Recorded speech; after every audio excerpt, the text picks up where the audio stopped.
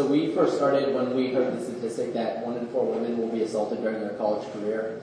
And when we first heard that, that really just took me and my co-founder by surprise. I mean, that's such a huge number.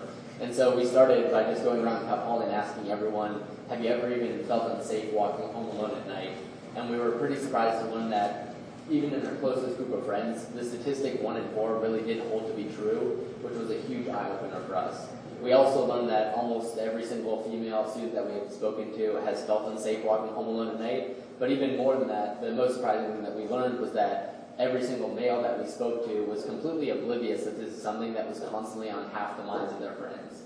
And so that's sort of where we started. So we started a social media awareness campaign where we shared the story of one of our close friends, Nicole, who's a survivor of sexual assault. We posted her story, and then the next morning we actually woke up and we had 3 stories in our inbox of people who sort of read her story and felt inspired to share their own for the first time ever, and that was huge. So we shared those stories. The next day, same thing happened, more came in. It sort of had this snowball effect. The more that we shared, the more that came in.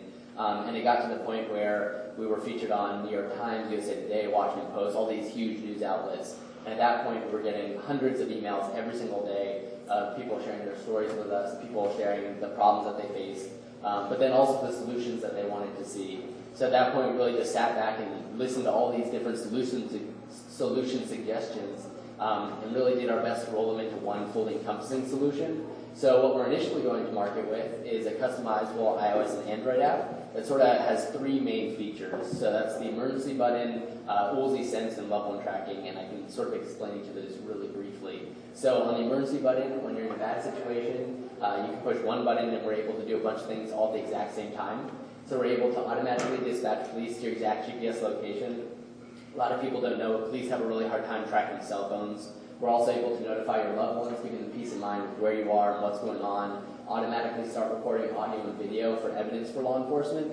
And then one of the things that we learned is that right now, law enforcement actually takes about 18 minutes on average to respond nationally, and a lot can happen in 18 minutes. And so we actually fill that gap by crowdsourcing safety. We notify local community members who might be a block or 2 away, and you can respond much more quickly, sort of bring the community into the solution. That's sort of on the emergency alert side, but one of the things that we learned by talking to all these people is that it was a little less common that someone jumps out of the bushes and attacks you, and a little more common that you're on a date with someone or at a party, and things just slowly escalate. And what we learned by talking to all these people who were in these situations is that often they felt uncomfortable, they felt like something was a little off, but there was nothing they could do. It was 0 or 100. They did nothing, or they called the police and make a federal case and blow it out of the water. And they weren't willing to take it to that extreme. And so by the time they realized what was going to happen, it was too late to do anything about it. And so we initiated this sort of feature called the yellow alert. So you can say, hey, I'm not in an emergency situation. I'm just in an uncomfortable sort of situation that I just don't want to be in.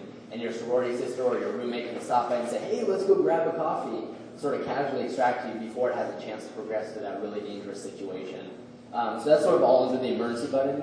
We also have something called Ulzi Sense. So this is where we're using artificial intelligence and machine learning to be monitoring your phone for telltale signs of violence. So if your phone's off in your pocket or you're on Facebook and you don't have an app open or something like that, and someone comes up behind you and grabs you or pushes you, we sense that and we say, hey, it looks like you're in a bad situation. If you're all right, type in your passcode, and if not, we're going to send in help. So you no longer have to be sort of act ready. People never are when these things happen. It can sort of surreptitiously be monitoring you and keeping you safe in the background. And then we also have loved one tracking. It's a bunch of ways to basically keep the people you care about safe. So that's the really quick version of what we do and sort of how we started.